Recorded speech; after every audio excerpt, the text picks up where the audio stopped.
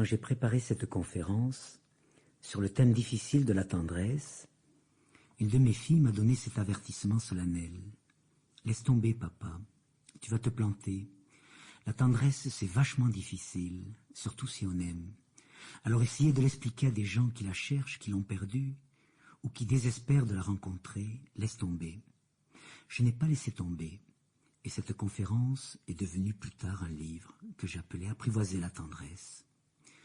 Mais aujourd'hui, j'ai envie de vous parler des pays joyeux et difficiles de mon enfance, de me dire de par les continents et les océans de mes émotions, de témoigner avec les sources et avec les rivières de mes amours, de me confier au chemin tumultueux de mon corps et de m'abandonner, ainsi, au pays chaleureux de mon présent.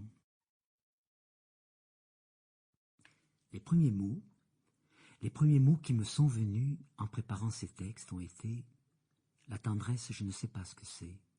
C'est quelque chose que je sens, que je rencontre et que je vis parfois. » Ainsi, en écoutant cette petite fille de 6 ans environ, dans un train, qui disait à sa mère « Maman, c'est drôle, je suis très attiré par toi. C'est comme si tu étais l'aimant et moi le bout de fer. » La tendresse, c'est un chemin qui s'offre à moi, qui s'offre à chacun, bien après les peurs, bien après les doutes, bien après les demandes et surtout, bien après les ressentiments et les rancœurs. Cette femme a pu dire un jour à son mari, au plus fort d'une crise qui menaçait de les séparer, « Tu sais, tu n'as pas besoin de chercher à me blesser ou à me dévaloriser pour te donner le courage de me quitter. Mais moi, je ne prendrai pas cette décision à ta place.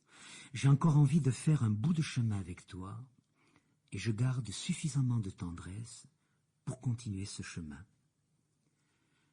La tendresse ne se demande pas. Elle s'autorise dans le sens où elle vous rend auteur, c'est-à-dire créateur. Elle va se recevoir et s'offrir dans un même mouvement, un élan du cœur, une caresse de l'âme. Cet ami me racontait un lundi matin le cadeau inouï de sa femme.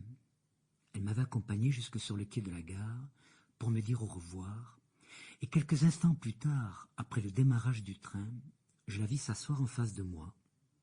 Dans mon émotion, me dit-elle, « J'avais oublié de te dire combien tu étais important pour moi, et je vais avoir besoin de beaucoup de temps, au moins jusqu'à la prochaine gare, pour te le dire. » La tendresse est avant toute chose l'émerveillement d'un regard. Sample complete. Ready to continue?